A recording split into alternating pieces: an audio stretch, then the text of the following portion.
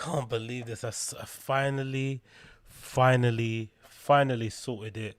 Welcome, my friends and gentlemen, ladies and birds, whatever you may be. It's I, AgostinhoZinga, and this is another episode of the AgostinhoZinga random show, actually. Episode number 18, about to say the AgostinhoZinga show. It's not my podcast. It's the AgostinhoZinga show, episode number 18. How you doing? How you feeling? Hope you're fine, wherever this may find you. Hope you're good. And I have some actual good news. I have some good news, guys. I'm sorry I'm late. I'm over like what, half an hour, maybe 45, 50 minutes late. I do apologize. The stereotype is true about black people being late, you know. I'm black and I'm from England and we're still late. It doesn't matter where you are, you're always gonna be late. But I'm late with good reason. I've been frantically working behind the scenes, trying to get this video to work, trying to make sure that nothing's not choppy. And you know what, guys? I fixed the video. I fixed it so it's not choppy and laggy. And you know why I fixed it? Do you know how I got it not to be laggy and not to be choppy? Do you know how? I had to change it to display capture and not window capture. That's why it was getting laggy. It doesn't perform. I guess Macs don't work well with OBS in terms of window capture, so it's only display. So if you're streaming, ever you guys out there on a MacBook, whether it's a MacBook Air or MacBook Pro, make sure that you have your screen that you're displaying all your nice little stuff on, like I am here with this great picture here of Ariel. Make sure that's set to display capture and not window capture. That's why it's working. That's why it's not going to be choppy. So we're going to have a fun stream today. We're going to dig in, get involved in all the good stuff that, you know, has to do with Ariel and the end of this beef. And I have to be honest, I'm not sure about you guys, but I'm pretty tired of this. I don't want to ever speak about this ever again. I'm over it. Especially after that non-apology from Brendan the other week. I'm over it. I want to get this out of the way. I want us to dissect this, have a bit of fun, share some jokes, you know, exchange some LOLs here and there, and then go on our merry way, because there's surely greater things for us to look forward to, greater things for us to be worried about and preoccupied about than whether or not these two guys are friends or not, because it's not that serious. It really isn't. There's a new mutation of this fucking virus, you know, spreading all over the place here in England. You've got, you know, supply chain issues there in the States. People are leaving their jobs in record numbers. You can't find enough staff to, you know, make some businesses run. People aren't being able to go to schools as per normal. You've got class teachers dressing up as flipping Pocahontas in class. The world is on fire. We really shouldn't be worrying about this sort of stuff. But you know what? Who cares? Who cares? Here we are, having fun, living our best life. Hope you guys are good. Let's see what's happening in the chat here. I'm ready, boys. Big up Robert Perez, big up Neil Shaw, big up Emilio Martinez, big up. Oh yes, you know what? Let me get the chat box up as well. Chat box is not set properly. My bad. 1 second. Let me get the chat box where it should be, so I can see all your beautiful messages come up on the screen here. No, that's the alert box. Let's get the chat box up here too, so we can see all your beautiful messages as they appear. But yeah, here we are, man, living the life of luxury, enjoying ourselves, having a good old time, and I hope you guys are doing well for it. So, yo, what's that? You are paid for this. It says appreciate the lift, not a stereotype. But if I do not deliver at work, I'm second shit. What? You deliver. Cool. Exactly. I will deliver. Don't worry, I'll deliver. You are paid for this. It is appreciated. Deliver. No, for sure. I will aim to deliver. When I'm here, I perform. I hope I do anyway. I try and do my best. I put my best foot forward. So it is what it is. And to be honest, like I said, I was late with good reason. I wanted to make sure I sorted this out because I was getting annoyed with the video being too choppy. I didn't like that. And I wanted it to replay and look pretty good if you want to come back to this later on in it. So let's just go in it. Let's just go. So yeah, first things first, before we get into all the Ariel Helwani and Brendan stuff, just to quickly touch on this. What do you guys think about this? Are you guys surprised about this? Just quickly to go, before we get onto Brendan and Ariel Helwani stuff. Are you surprised that more than likely Gabby Petito's fiance, Brian Laundrie, who a lot of people suspected might have been at the center or the reason why she might have passed away, has also been found? Allegedly, they're saying his remains might have been found next to some of his stuff, or human remains have been found. Are you guys surprised? Are you guys surprised that if this is the case, this is how it ended? To be honest, I'm not. I think when they couldn't find him in normal time, just searching, and again, I'm not in America, but from what I've been reading online and hearing people talk about, your national parks are really big. They're like insanely huge. There's no real way, there's not enough manpower that can search every part of your national parks. So it was very unlikely they were going to stumble across him. If anything, he was either going to, run out of food and maybe hand himself in, or unfortunately, he was going to perish out there. And it looks like, from what we know so far, it's likely that he might have perished. And I have to be honest, I'm not surprised, to be honest. Like I said, I think the moment he got a lawyer, the moment he refused to talk to the police, and the moment his parents let him leave and go on a hike, it was over. There was never going to be a good resolution for this. There was never going to be a closure for the family, and that's the thing. That's the thing that is probably the most touching about this, or the thing that probably hurts the most. Of course, the passing of their daughter is not the great thing, but I don't know, man. I just think, in general, like, imagine the parents of Gabby Petito not having any idea what happened to their daughter, why it occurred the way it did, why he decided to do the thing that he did. So, yeah, I mean, it's just such a crappy way for things to end. But maybe this is some sort of closure going forward. But I'm interested what happens to Brian Laundrie's parents. That's what I'm interested about. I think, again, maybe I'm not in the minority here, but I think Brian Laundrie's parents had knew where he was all along. I don't know what gives me that feeling, but I just got it again, because I know how irrational parents can be, and the love for your child can be mad. So you could probably do some insane things that you would probably not think about. So I'm of the feeling, I'm of the impression that they probably had an idea where he was, or he maybe was in communication with them. Like pinging them, letting them know, like, I'm all right, I'm here, da da da da. And then I guess he went radio silent, and that's when everyone started to get worried. And then look, out of nowhere, they stumbled across his supposed remains. But the remains thing is a weird word to use as well, right? I wonder why they say human remains in that way. Does that mean that the body is like decomposed? I don't know. How long has he gone missing for? Is it a month? Would his body have decomposed that much being outdoors for a month? I guess it would do, innit? Out in the elements or whatnot. Maybe, other animals and stuff have come along and had nibbles of the body. But it's a weird way to describe human remains. Because when I say human remains, I think of like parts of a body. You know what I mean? Like an arm or a leg or something. That's what I think when I say human remains. But I don't know. I guess that's over. I guess it's going to be done. It is what it is, isn't it? What can we do? But yeah, that was just a quick one, just to kind of give you an overview of where I was thinking on this sort of topic. But let's not bury the lead anymore. Let's just dive right on deep. Seeing as I'm running late, let's just go right into the thing. So as you guys are aware, the beef between Ariel Helwani and Brendan Schaub has been a bit pathetic, really, all things considered. It really wasn't about anything. Brendan decided to stick his head out from the parapet and throw an unnecessary dig at Ariel during the fight companion that he did. And he basically, if you think about it, was more upset that Ariel got the job, or that Ariel was the one that kind of had the, I don't know what he was, but he was more upset that he wasn't there as opposed to anything aimed directly at Ariel, I think. And then in the roundabout way, to kind of seem alpha and to seem like he's a bigger dude, he ended up saying a joke or a kind of flippant remark that obviously wasn't taken too well by Ariel, in terms of, hey, you only got the job because I wasn't there, which then started a whole cascading affair of just back and forths between them. Ariel, of course, won it, which is odd considering that he's not the professional comedian. You would imagine someone like a Brendan, who has all that experience being on King and the Sting and going back and forth with Theo and the banter they used to have with Chris D'Elia, R.I.P., right? Also, these guys, right? You'd imagine he'd be a little bit more sharp, right? He'd have a little bit more creative or humorous, just have some comedic chops when it comes to replying back to Ariel Helwani. And unfortunately, that didn't happen. There was no such thing as comedic chops. Comedic chops were down in the pan. They were over. They weren't present. They were out of here. They did not arrive.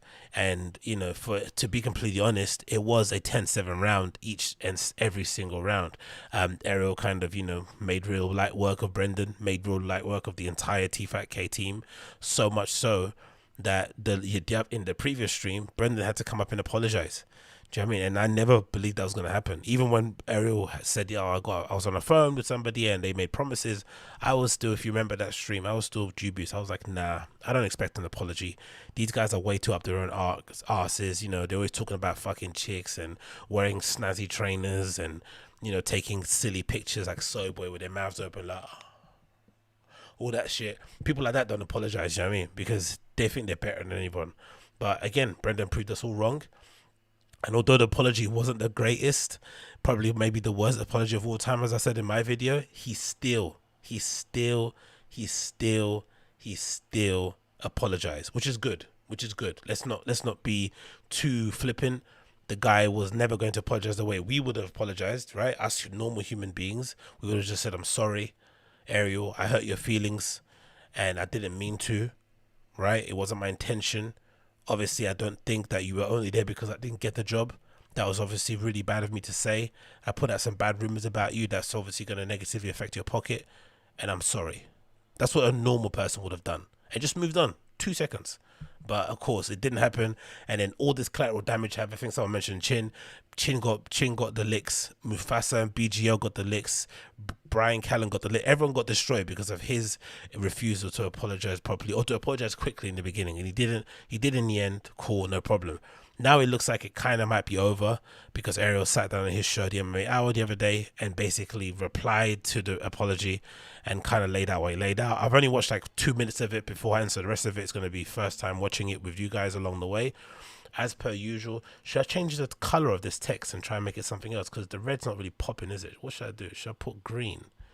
Let's see if I can do a green on this. Let's see if that works. Because the color here is not popping the best, is it? Background. How do you do the font settings? There we go, font. Let's see if I could. Should I do like a green? Maybe I do like a green like that, like one of these ones. Let's see if that works. Maybe that will be better. Bish. Would that green be better in that kind of background, or should I do a black or a white, or just leave it like that? Does it really matter? Does it actually matter in the grand scheme of things? Probably not. Oh, there, green looks nice, isn't it? Green looks kind of nice. Yeah, let's do green. Anyway, so here we are. We're gonna go through the what you call it, reply to the apology from Ariel. Of course, as per usual, guys, I'm gonna be pausing this every 2 minutes or so. If you don't want me to pause every 2 minutes or so, then please watch the response that Ariel's doing in your own time. Open a new tab. You'll be able to find it on MMA Hour, or just copy the URL and just search down Google this little thing. You'll find the Fighting the Kid subreddit. You can find that video yourself and be able to play it in your own time. But I'm going to be stopping and starting it, so please be okay with that, all right? Why people say green for fuck's sake? What's wrong with green? What is wrong with green, hey? God damn it. Okay, let's do this. Let's get the lines off. Let's do this. Let's do this. Say this.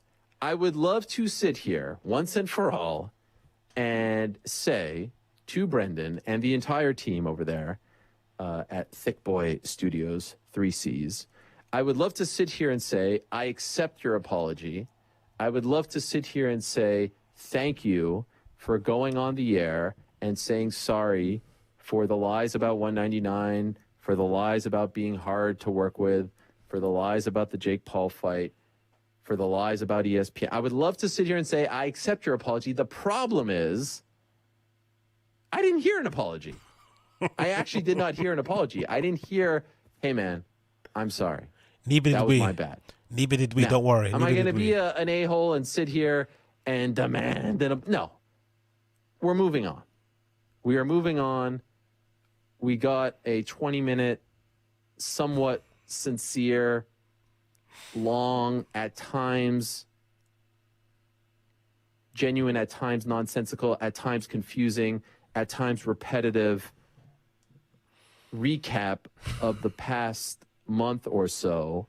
And so I will accept whatever that was. It was not an apology. It was not a correcting of the record. But I don't want to keep doing this every week because I'm sure you're getting tired of it. Maybe you're not. Honestly, do you remember that apology? Didn't Brendan start talking about his football career? He started talking about how he made it, how he proved people wrong.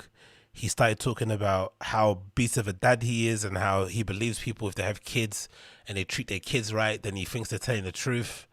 He was talking about, what else he started talking about? ESPN and all his friends he has there. He started flexing about all that stuff, right? Industry links that he has.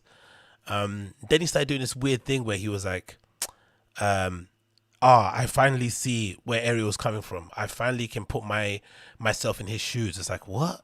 Only now is where you kind of finally see where someone might have been a little bit annoyed and pissed off that you publicly went on the record and said that they might be an absolute pain in the ass to work for.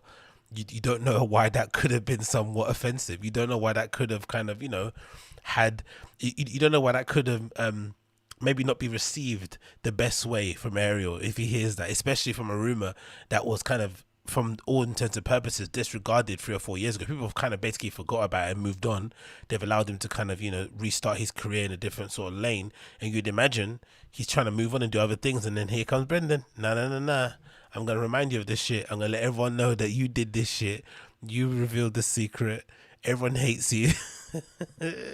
and then people pulling up clips of Megan O'Leary, hearing his name and completely shutting down. It's like, what are you trying to do? You're trying to end this guy's career. You're trying to take food off his table and shit. You're trying to strip clothes off his kid's back. You want him cold and hungry out here. Isn't he from Canada? Isn't it cold already over there? Like, come on, man. No, I am. I see you guys loving it. You love every second of it. I am not going to say I accept the apology because one never came. But I will say this, because he was quite open with what happened recently. So I will be as well. After the show, when I left, as I was signing off, I got the text saying, I'll call you in 15 minutes. The text was from him. Maybe he knew that I called him. Maybe he didn't. I don't know. Called about 30 or so minutes later, and we did have a conversation. And at the very beginning of that conversation, I said, hey, I just want to let you know the missed call was from... I hoped when he picked up the phone, Ariel said to him, I meant everything I said. That's what I hoped he said. As soon as Brendan picked up the phone and they got connected, it's like, yeah, hello? What are we doing here? I hope the first thing he said to him was, I meant everything I said. That would have been amazing. I meant every single word, because at the end they kept saying, "Oh, he didn't mean it. He didn't mean that." No. I hope you said, "I meant everything I said. Everything I said about you guys and your team and the way you conduct yourselves and the bully boy tactics and your shit comedy and the fact that you pay per rooms and that you're not as funny as you say you are and the fact that you went all these missing gigs that you had prior. If you want to talk about my jobs, look at all the jobs that you had that never kind of followed through. I meant every single word of that. I was talking about everything. I hope you said that, but I'm guessing not, because Ariel comes across as a good dude. I don't think he would purposely shit stir or poke the bear in that way, innit? What's that saying? Let sleeping dogs lie and shit, innit? So I guess he wouldn't have done that. From me on the show. I called you on the show because you said, and I said this all, and, I didn't know if he was recording it or not, but I'll back everything up. I said, I heard you say I didn't have the balls to say any of this to you, and so I wanted to call you in the quickest way possible and let you know that I do have the balls to say anything that I would say on this air about anyone to anyone. I didn't anticipate that, mate. Innit? Bloody hell, Ariel, mate. He's bringing the fire, innit? Jesus Christ, Billy Big Balls, innit? Ariel swinging around these big flipping MMA covered balls like Rothead. He claimed that he didn't know that I did that on the air, and that's fine. And we did have, I thought, a pretty pleasant conversation for about... What does Brendan know? Brendan doesn't know anything, does he? He doesn't know anything. Doesn't know cards, doesn't know fighters, their names, how to pronounce them, their records, what's on TV. Like, no, TV probably knows. He doesn't know anything. How could you not know? I understand his I understand his hesitancy to not engage in social, right? Because if you're Brendan Schaub, you don't want to engage in social media because it's all negative on your part. And he obviously can't handle the criticism or the poking or the ribbing. It's not for him, no problem. But when you engage in a tit for tat with somebody online and you're going back and forth, you owe it to yourself to be informed as to what's going on so you can reply to whatever the person's saying without the filter of it coming through somebody else. Because once that person listens to it, interprets it how they want to interpret it and relays it back to you, maybe in a way that they don't want to hurt your feelings, it's not going to resonate the same way as hearing it from the source. So you'd want to hear it from the source, and then you can think about how you want to reply. Whether it's replying straight away or replying down the line, you want to know. But this whole like, oh, I don't know, I don't read social media, don't read comments. Like, of course, don't read everyone's comments because you probably shouldn't. It's not good for your mental health. But when you're involved in an argument with somebody, a debate, whatever, or you're falling out with somebody publicly, you probably do urge yourself to listen to what they're saying, at least with your own ears. Do you know what I mean? I don't know, 15, 20 minutes about the last few months, or couple months or month or so. And the basic gist of it all was, how does this end? And I said, look, I'm not looking to prolong anything. I don't want to come across as a bully. I just want what I initially said at the very beginning was an apology, a correcting of the record. 199, ESPN, working with people, Jake Paul. That's it. And so we came to an agreement that that would happen. And I said very clearly, I don't need a whole long drawn out thing. This could be over in 45 seconds. It wasn't 45 Hey man, seconds. I messed up. We're cool, respect, you do your thing, I do my thing, that's it. 45, 30, 60 seconds tops. I didn't need 10 minutes, I didn't need 15, I didn't need 20. I thought you can be done with this at the top of the show, at the bottom of the show, middle of the show, before an ad break, after an ad break, get it over with and move on. In the end, what we got was 19 minutes. This whole long thing. 19 minutes. A bunch of statements One that he nine. didn't hear this and didn't know this and didn't hear that, which I still don't 1-9. buy. One statement that kind of irked me was, Uno hey, why don't you come nuevo. out and actually explain what happened in 199? I probably have retold the story of UFC 199 and what happened there, at least at this point, 4,000 times. I mean, I can't tell that story. If there's one thing I've learned about the internet and community podcasts, you have to keep telling a story. Bert Kreischer keeps telling a story about flipping the machine and the fucking Russians and shit. Joe Rogan keeps talking about Fritz Haber. Theo Vaughn keeps talking about people that he made up, that he grew up with in his childhood.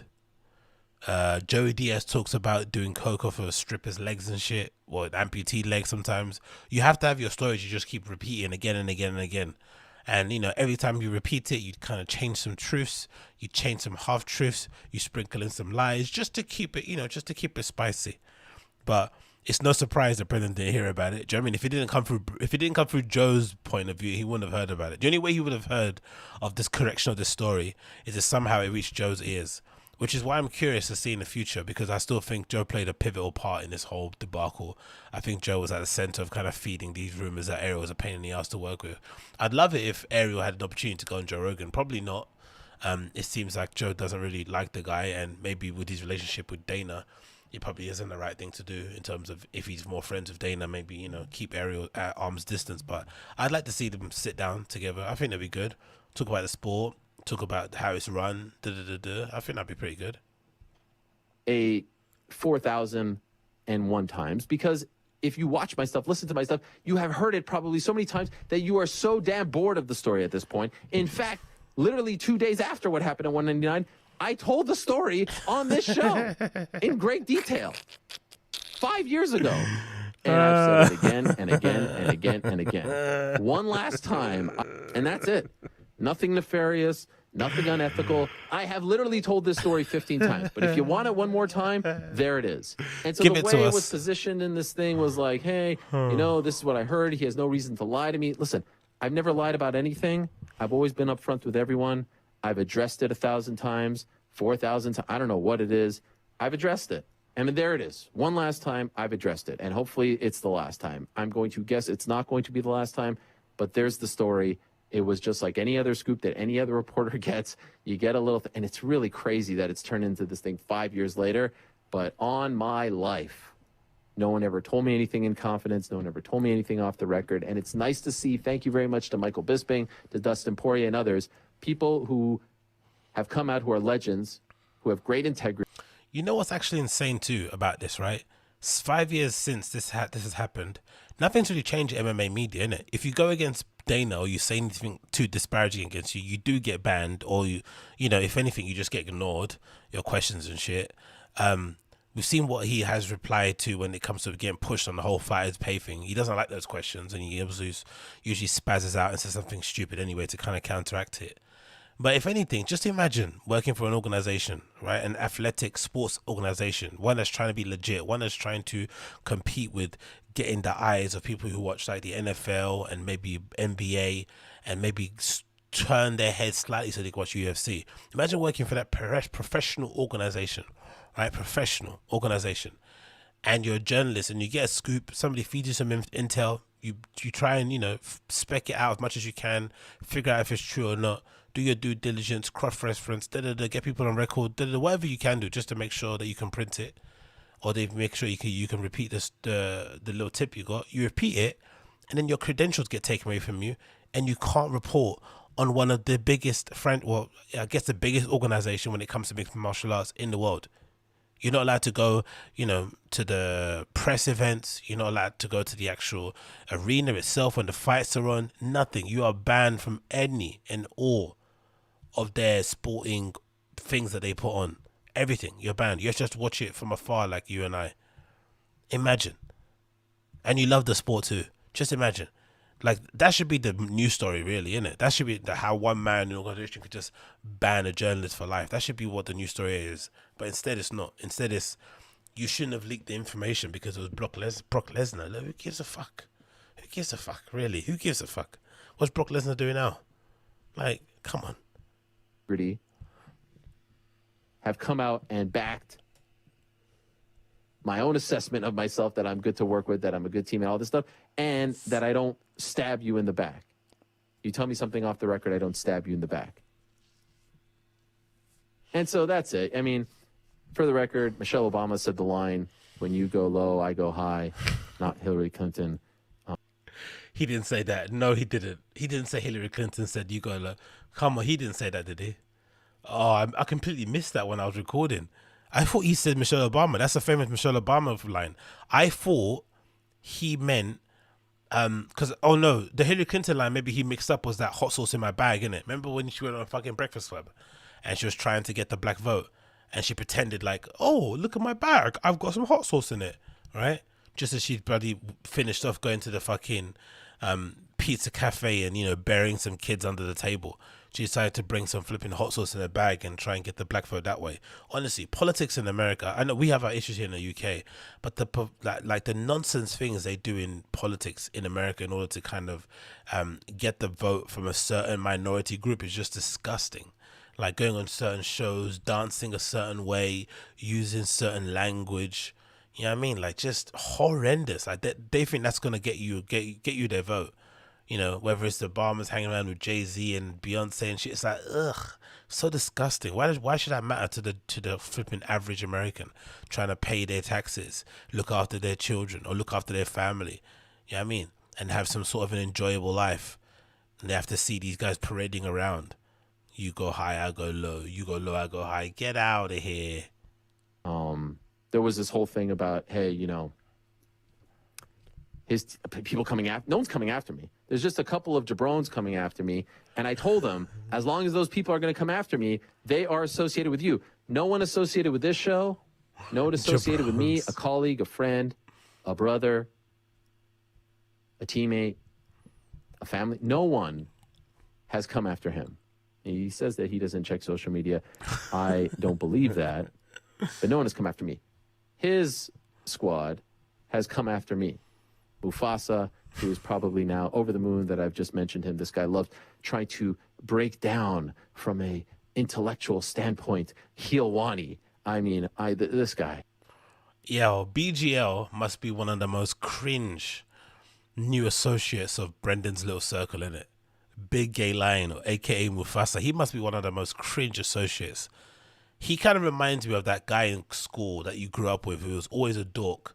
Then they got older, I guess, had a midlife crisis, and you saw them on Facebook sometime, and then, oh wow, this guy's climbing Mount Kilimanjaro. Wow, he's moved to Bali to go study flipping yoga or some shit, right? Or go fondle some flipping foreign exchange students. Oh wow, this guy's finally put on some muscle, right? but he's still the dork deep down inside. But he just thought, as he got older, he tried to reinvent himself in a new way by kind of changing his physiology, which again, it's not an easy thing, right? Because he looks absolutely beastly, right? He looks like a big, jacked white guy. So it's amazing, incredible, congratulations. But the way that he caps and the way that he follows Brendan's haters around the social media, from the Darren Teals to the Ariel Helwanis and stuff, and just tries to go at them in the comments, is just this yuck.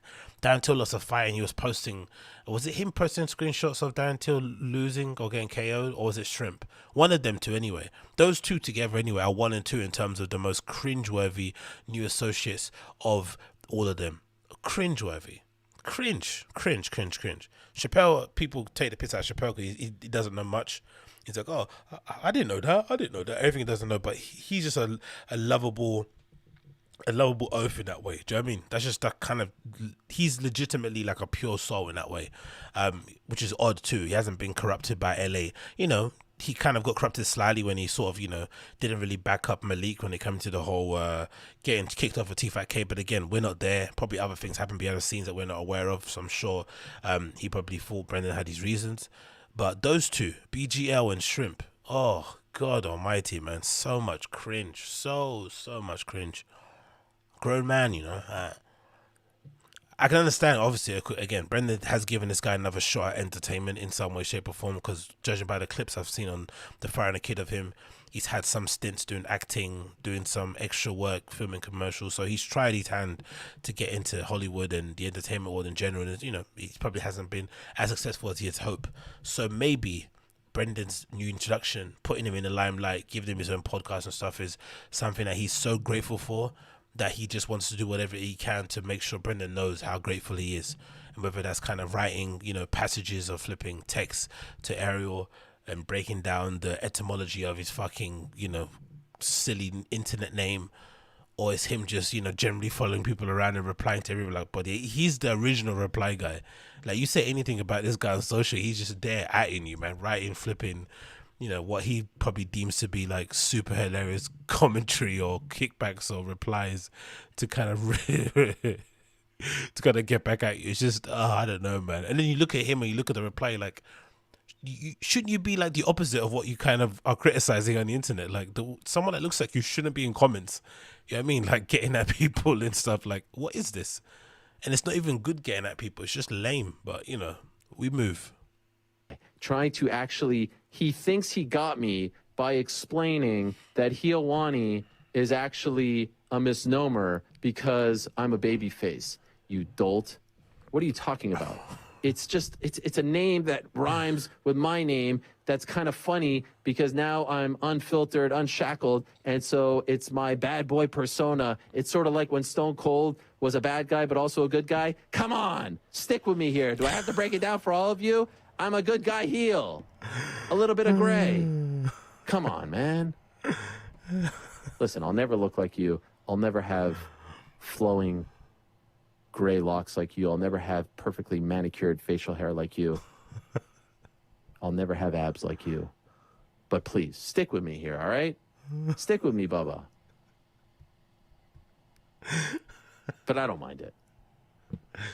He says that it was a low blow that I went to social media. I'll remind you that the Fighter and the Kid Twitter page went to social media and took shots on this segment, asking me if it was too on the nose what they were saying. Put journalist beef in their title, put journalist beef in their podcast title as well.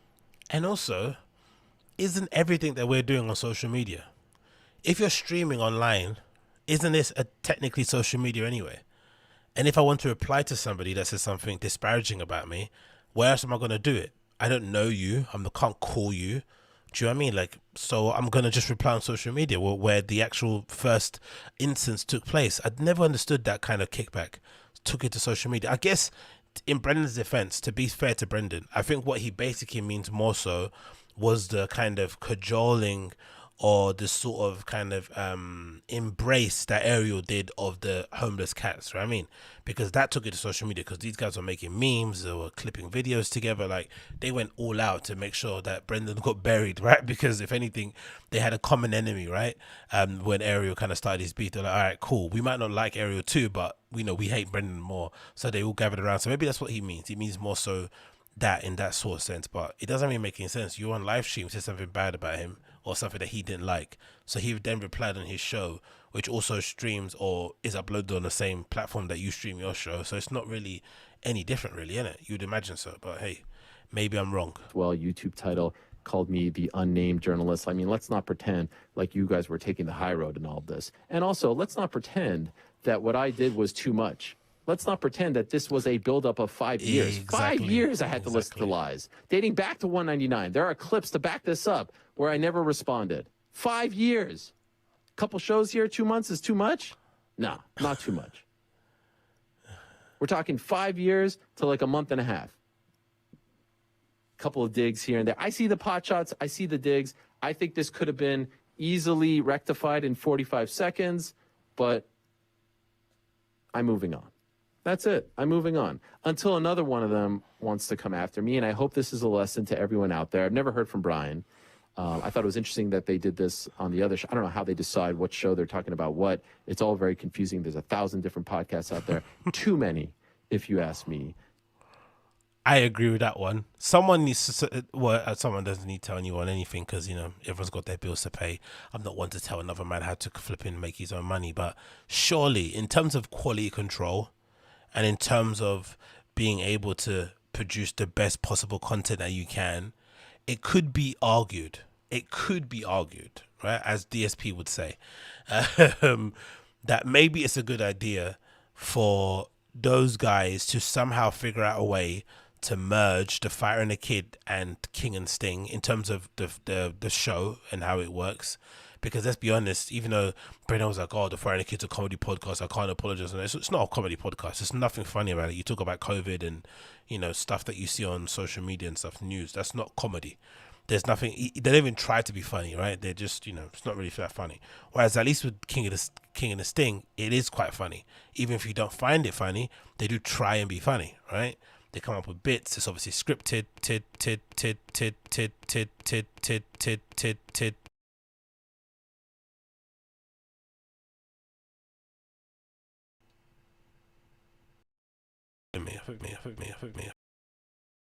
I think the mic cut off for some reason. The camera cut off. Anyway, back. So maybe it could be argued that a best way to kind of go about things is maybe if they joined the shows together and they somehow made a Fighter and the Kid and King of the Sting hybrid. That might be a good way to be able to go about things in terms of making them, you know, more interest. I don't know, just to kind of focus his efforts, and then he could then focus on just doing the Food Truck Diaries, and then maybe scrap the flipping Below the Belt show, because he doesn't do the research to make that show anyway informative. Do you know what I mean? It's not gonna happen. That doesn't make any sense. I don't know, maybe I'm in the wrong there. I wonder what you guys think in the comments. Yeah, sorry about the freeze. My webcam went off by itself, but hey, we're back again. What do you guys think? I think that could be a good idea. Maybe you could zing DJing his voice. Okay, am I back though? Can you hear me now, or am I clear, or am I not clear? Man's stream is as reliable as short apology promises.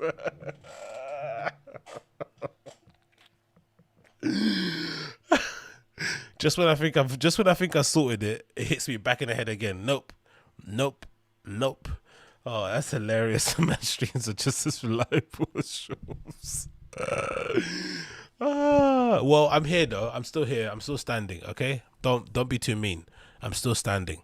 You guys thought I wasn't gonna be standing, but I'm here, right? I made a comeback. I didn't have to start the stream. I didn't have to stop it and start again. I'm still here, so give me credit for at least that. I'm still standing here. Okay, let's keep going. Streamline that stuff. Keep it all in check. I'll say, you know what? Much love to the guy in the back with the websites, Chin. You know, it was a stray. You know, it was a drone strike. You get the point. It was a drone strike. It was a stray. I got no beef with you. I got no hate. You know, I've seen a little things. I love that. That was my favorite. Let's look at that personally. That was my favorite part of the whole Brendan apology. Do you remember that bit when Chin looked like he was about to cry because he was like, why is Ariel attacking me? That really hurt. I really like him. Let's find the bit. There's a bit where Chin basically talks about how he was kind of caught off guard that Ariel came after him, and Brendan's trying to convince him that no, don't worry, it's not. He didn't mean it. He's just trying to this show. Hold on. He's like, he didn't mean it. He didn't mean it. He's trying to. They're both trying to convince each other that Ariel didn't mean what he was saying. Let me see if I can find it. Where it's towards the end, right? Was it towards the end? Where is it? Oh, where is it? It's somewhere around here. I have nothing. Where flipping Chin was nearly crying at the thought of Ariel getting at him. It's not going to help. Where is it? So, too much for this to continue on, and him going to Instagram, stuff like that. That's it, man. That's it. So if you came here for where is it? Let's see if I can find hard enough jobs. I love doing it, but it's the number one.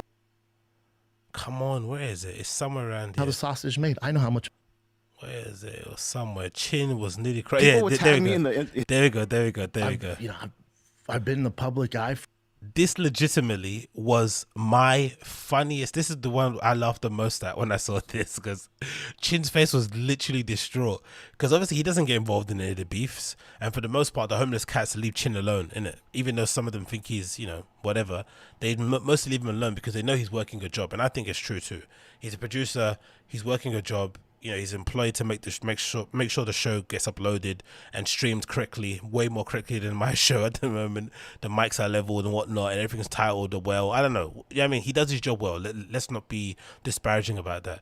But then out of nowhere, he was caught in a crossfire when Ariel came after him. So look what happened. For a long time, and since college football, I had to deal with this shit. So I think I'm a little more used to it. I'd say it's even more heightened now that I've gone over to comics. It's heightened even more because you're putting out opinions, and I do so many shows where I have to put opinions out. So I'm used to it. It does not bother me in any facet. Yeah, it does. When someone says nothing bothers you, or whenever someone says I'm calm and I'm all right, it does bother you. If you don't have an opinion, you're in the wrong business. So I think that's when I did decide to engage with him is when he went after you guys. Yeah. So like, whoa. Stay with me, man. I'm all about it. Stay with me. I can handle it. You told us you were I got these big ass shoulders. Yeah. Then when they're like, hey, he's going after Chin, you know, Christian, fucking Mark, Brian. I'm like, what the guys? So that's when I was like, all right, I gotta address this, you know. But again, I told you guys this even in the text. He doesn't mean it. Yeah. He doesn't mean it. He does mean it. That was war, and he doesn't mean that. He man. does mean. I bet he doesn't. I would imagine. I believe he doesn't either. So. No, he's a dad. Look. He's a dad. I'm telling you, man. No matter what you say about anybody, whether you watch their podcast, whether it's a comic, journalist, entertainer, whatever it is, the number one thing you can tell if a person is a good person. His voice crackling just still gives me so many jokes. After all the big tough guy shit he was speaking earlier, saying that how he couldn't say that stuff to his face, saying how he's bound from Las Vegas, all this mad tough guy shit he was speaking about, which was obviously horrendous. If you're a comedian, you should be trying to fight people, right? Especially if you're a former UFC fighter. Do you know what I mean? You're definitely going to beat up most humans on the face of this earth. It's no big achievement that you could beat up a flipping, 160-pound flipping journalist. Doesn't make any sense. But to go from this to having his voice crackling at the end, how pent up he is super, super funny, man. How much the tables have turned, isn't it? What a weird place to be. Is the way they treat their kids. If they're a shitty dad, I promise you, they're a shitty person in life. If you can be bad to your fucking seed, how do you think you're gonna treat people that aren't related to you? You know what I'm saying? He's a great dad. From what I hear, he's a fantastic dad. So I hear that, I'm like, what are we doing, dude? So it's like, all good, dude. It's all good, man. If you're associated with me. What do you say? Oh, he did. What is it? Oh, man. I love you guys for defending me, stuff like that. Stop. Everybody stop. Everybody stop. Now, Ariel, there might be some people out there that are going to... Where is it? If you can be bad to your fucking... Ariel, there might be some... This is it on my side of things. Anybody who works for me, this is it. But if you are associated with me... through anything that I do. Where is it? 1750. Don't go at Ariel. Let's take another little break. Oh, man. I wanted to see the chin bit. where he nearly cried. Where is it? That's it. Okay, Put to rest, guys. 1560. Put Okay, to thanks, rest. Omar. 1560. All right.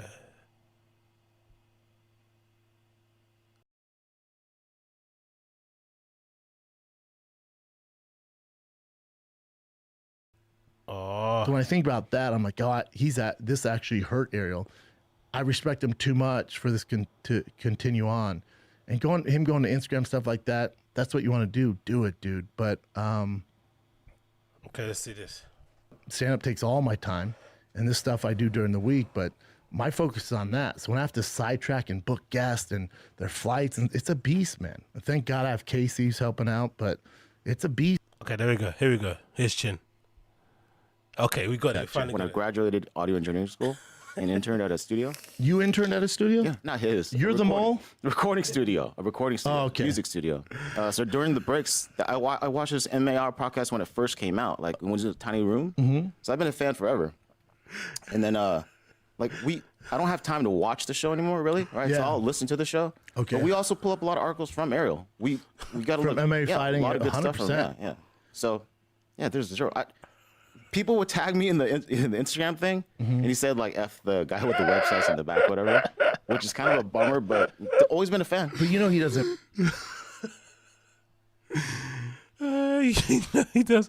Honestly, if you're a comedian, right, shouldn't you be firing back and saying, well, he's right. You are the guy on the websites at the back. And you are the guy on the website at the back with the websites. You should say something quite funny. Why can't you just like riff off of that? That is a hilarious way to describe somebody. He literally reduced him to just being the guy with the websites at the back. All these achievements, all the hard work Chin does, coming in early, leaving late, because I'm sure he's probably the first one in, last one out, right? He puts his best foot forward. He's always trying his hardest, offering suggestions how to improve the show, different angles, camera switching, you know? Getting the mic set up, like levels, all this good shit, and then he gets reduced to the guy with the websites at the back. Anyway, let's go back to Ariel, and let's just finish this, man, because I'm fed up. I'm fed up of all this stuff. Let's finish this. But you know what? It was a stray. Shrimp, you talked about my family. I don't apologize for that one. Dude with the, the weird hair and the bizarre facial hair. I don't apologize for that one. Callan certainly don't. I mean, Two-Face. You say you're going to apologize. Who's the guy with the weird hair and the facial hair? Who's that? Is that Shrimp? Who's the guy with the weird hair and the facial hair? That was a good little line. Who's that? It was a stray. Shrimp, you talked about my family. I don't apologize for that one. Yeah. Dude with the, the weird hair and the bizarre facial hair. I don't apologize for that one. Callan certainly don't. I mean, Two-Face. You say you're going to. Well, the Omar said, Zinga, as a podcaster, what disappointed you or hurt you, like how Chin feels about Ariel? No, not really. I don't really have that many. I don't really have that kind of close looking up to sort of relationship with these guys, isn't it? But I can imagine if you're Chin and you looked up to Ariel for his journalistic chops and his ability to kind of carry a whole show and interview guests and all that stuff, and maybe he's like a real thought leader and a kind of trailblazer in how he sorts audio. I don't know. Whatever Chin's reason was, that he really loved it, and maybe because he's just a fan of the sport, he loves the UFC. So I could only understand why he's a big fan of Ariel, because he's a one-stop. Literally, he's like a one-man ESPN. Do you know what I mean?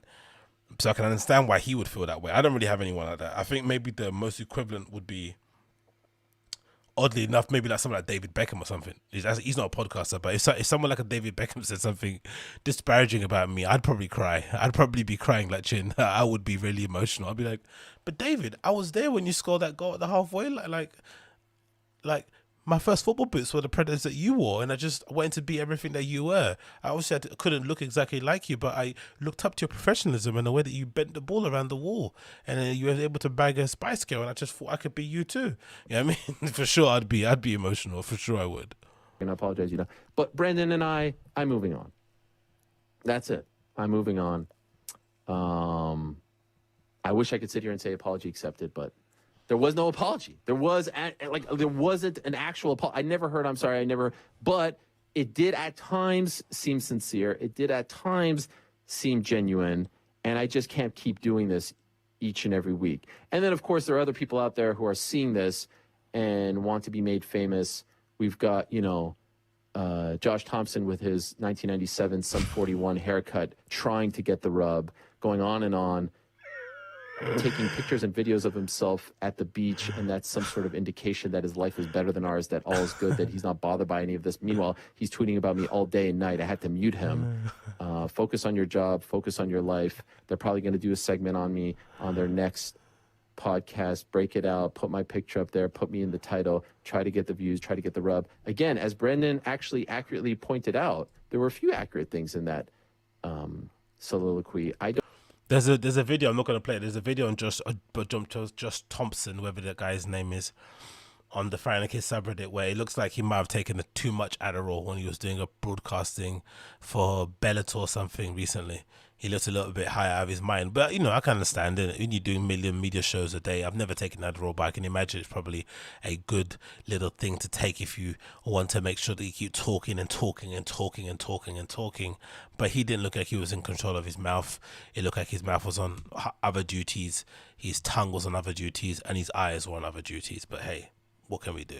Don't make any money off these views here. I could do this on my own YouTube channel. I don't, because this show, I'm just a guy working here. I'm just a guy with a website. I don't own this. I don't own any of this. I don't make a single more dollar doing any of this.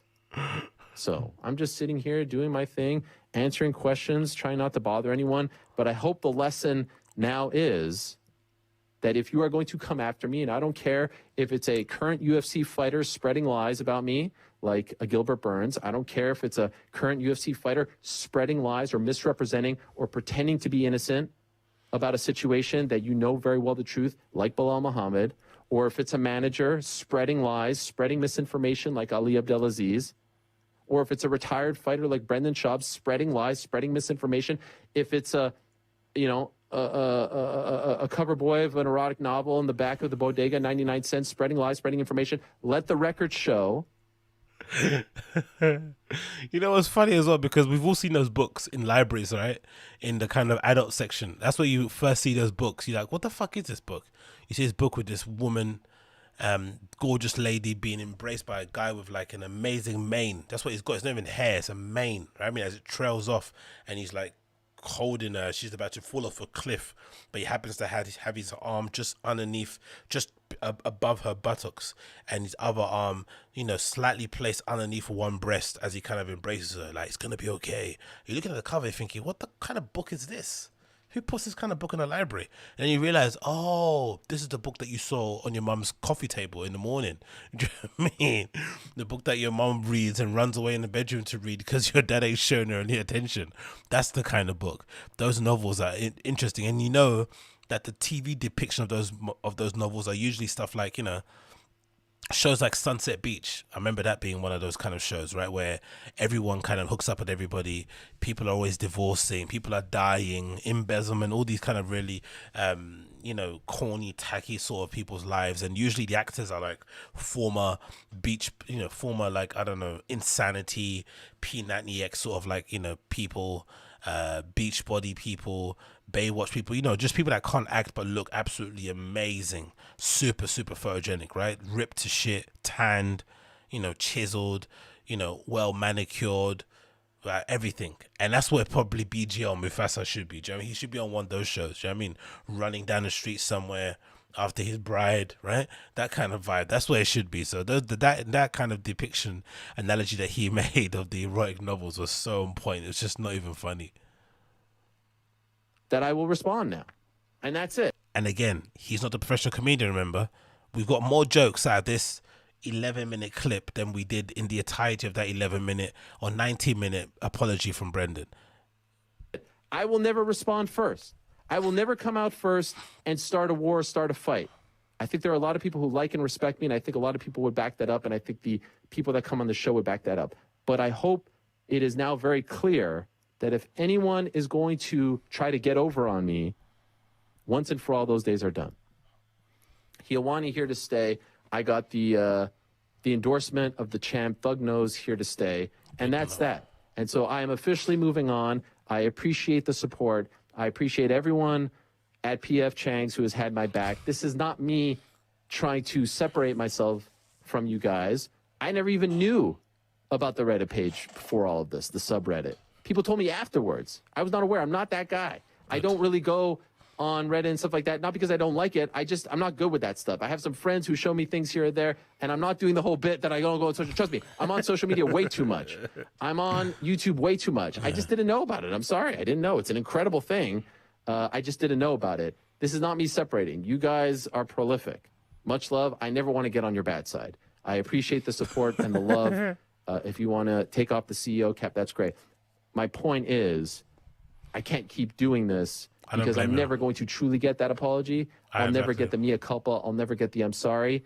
But what I got a couple of days ago, ultimately... What you got was Brendan telling you his achievements, how he got where he got, how he got to where he is at now at the moment. Him trying to backwards explain why he said the things that he might have said.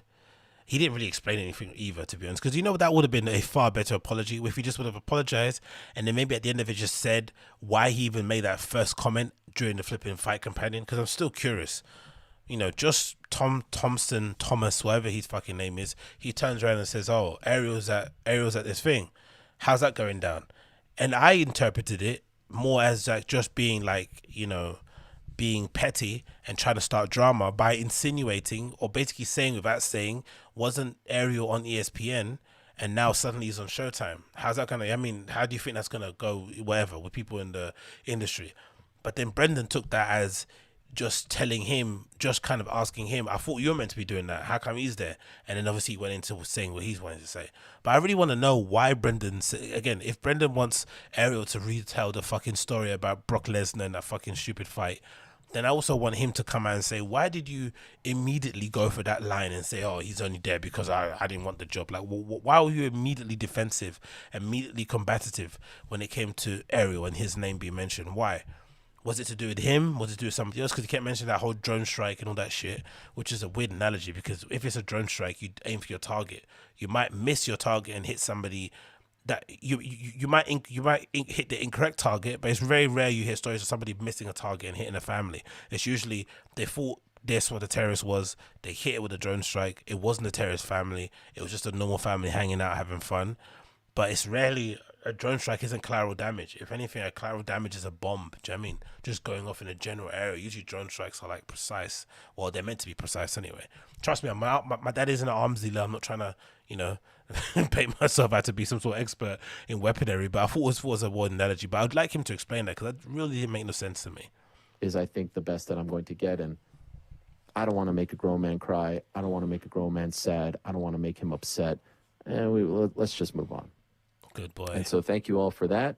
But I think I'm good. Those were just postscripts, by the way. Like that was just me, like kind of going through with a fine-tooth comb. He said he's not going to say my name anymore, and ultimately that's what means the most. Because usually when they talk about me on those programs, it's misinformation, it's inaccurate, it's mistruths, all that stuff. And so I think the best course of action is to stop talking about me. Wish them the best.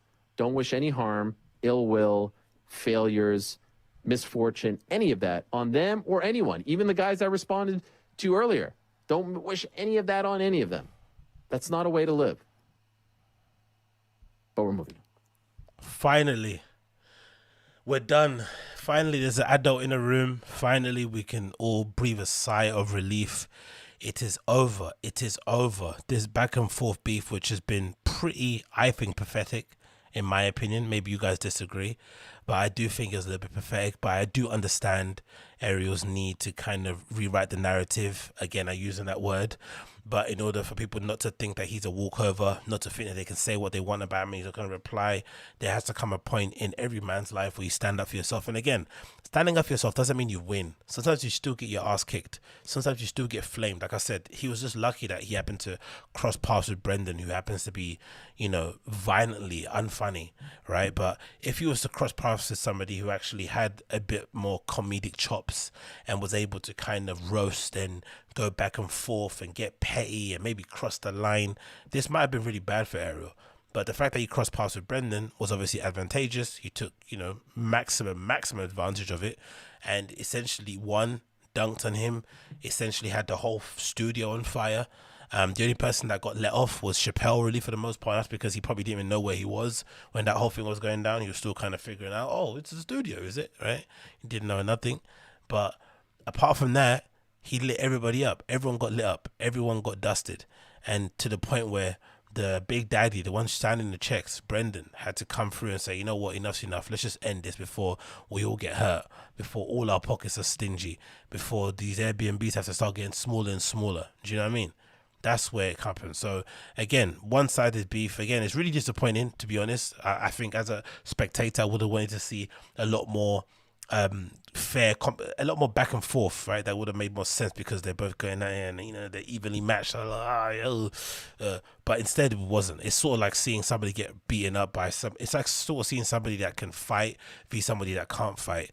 It's not really worth watching. Do you know what I mean? Because in the end, the person that can fight is just going to keep picking you off. Your head's going to keep popping back. Do you know what I mean? Every time you swing, they're underneath you. Every time they try to hit, every time you try to hit them, they're not there anymore. It's just not fun to watch after a while. And that's what it basically turned into. It basically turned into an equivalent of some of these Brendan Shaw's fights towards the end of his UFC career, where it was like a little bit, I mean, you felt bad for me. Like, you know, you shouldn't be in that cage, brother. Not because you got other things going on, but mostly just because on a pure skill basis, you can't hang with these guys. And that's what it looked like, unfortunately. Again, you know, a shame on his part, but for all of us, it provided us some great entertainment. If anything, it rewrote. It kind of helped to rehabilitate, I think, Ariel's persona online. I think people like him a lot more nowadays. It feels like the last 18 months or so. I don't know why. Something's definitely changed. Again, it's not just the beef, but definitely something's changed. But I'm sure the beef helped to sort of further that. I'm sure he got some funny DMs and messages from fighters behind the scenes who are not really that, you know, big fan of Brendan in general. So I'm sure that kind of helped to give him a little pat on the back to know that he's one of the quote unquote good guys, or the least annoying guy from that whole contingent. And yeah, here we are, man. Here we bloody are. We did it. We absolutely did it. Honestly, I was struggling to get through that flipping apology, the last one, the 19-minute one. I was struggling to get through it. I think if you guys were on stream and you heard me, you would have known. I was really struggling to get through that, but we did it. And I'm happy and I'm proud. I'm really proud of this community. As what's her face called Gabby Hanna said, remember that flipping famous line? I'm really, really proud of this community, and I have to be honest, I'm proud of this community. So let's get this display capture off the screen, and let's make sure that I've got all the stuff that I need here. And there it is, Ariel the champion. Let's get that back on there so everyone knows what I got and what the time is. You know, he won. Revenge of the Nerds was achieved. Helwani, he's here to stay, you know. Nothing more else can come from that. That's how you end it. Again, big up the person that made this on the Fire and the Kids subreddit. This is absolutely epic. Absolutely epic. It'd be funny if these ladies were like part of the members of the T5K team, innit? Like BGL, Shrimp, and the guy with the funny haircuts in the back or whatever, whoever he calls that. But yeah, well done. He won. But yeah, man, unless there's anything else you guys want to speak about, I think that's going to be it for me. The beef is over now. It's finished. There's no point dragging this out any longer. So we all might as well go to bed, get on with our lives, make sure that we're paying our bills in the morning, and, you know, everything is neat where it needs to be, washing our plates, you know, all that good stuff, and making sure our houses are in order so we're not put in a bad position. But yeah, thanks again for everyone for tuning in. If it's your first time tuning into the show via the live stream, then make sure you smash the like button for me. That'd be greatly appreciated so other people can come through and watch this later on.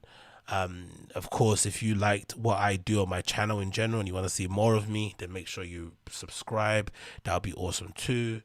And then, of course, I've got another show called the AgostinhoZinga Show, which is a podcast that I do every week. I record the video portion. I also got it released on podcasting platforms. So anywhere you listen to podcasts, whether it's on Apple, Google, or Spotify, the three main ones and some others, then make sure you check out my show. It's called the AgostinhoZinga Show. You'll be able to find it in the description of the video. You find a link, subscribe to the podcast, get involved on there. I'll be greatly appreciated if you can. And yeah, man, I guess I'll see you guys again very soon when some other drama that includes these guys on T5K pops off again. I'll be there. Let's read the chat quickly before I leave. What are you saying here in the chat? and Brendan's forced comedian, Mr. Zinga, as a podcast. I read that already. I heard he's a great dad. Once I heard that, I'm like, what exactly? Lots of people saying he hilarious that Brendan asks if anyone watches Ariel's show and everyone is like no. Then Shin says I've been a fan for a minute. Yeah, that's very true. I've been a fan for a minute. It's towards the end. Chappelle is buck broken. Isn't buck broken? Isn't that like that show? Wasn't it that documentary with what's his face? Oh, what's that black guy's name again? Isn't it buck breaking? That's like a documentary, no? If I'm not mistaken, or is it like a disparaging term for blacks? I don't know. Maybe I've just insulted myself on stream. I'm not idea, but I'm pretty sure it was one of them. Zinga DJing his voice. The stream is reliable as Shubs promises. That's one of the best comments I received today. Actually, in the chat. Man stream as from Omar M. Man stream is as reliable as Shubs apology promises. Oh, let's be real. Brendan's channel sucks. He's looking for material. I actually like both people. I like the car. Okay, that's nice. I like that. I actually like both people. I like the cartoons and documentaries from Neil Shaw. I like that. But haha, did I just slug off a section, a real debate? Is it a Muppet site? But yeah, big up everybody that's been joining in. I really do appreciate all of you guys. Fentanyl instead of the time to get that sleep. Yes. But yeah, big up everyone that joined in. I'm going to head off now. It's been amazing to have your company. And again, like I said, I'll see you guys again very, very soon, innit? But until then, actually, take care, be safe. You know, Ariel's still our CEO. He's still the Lord and Savior of PF Chang's. And we're going to continue moving on. But yeah, until next time, guys, be safe. Nice hanging out. It's been an absolute blast. And I'll see you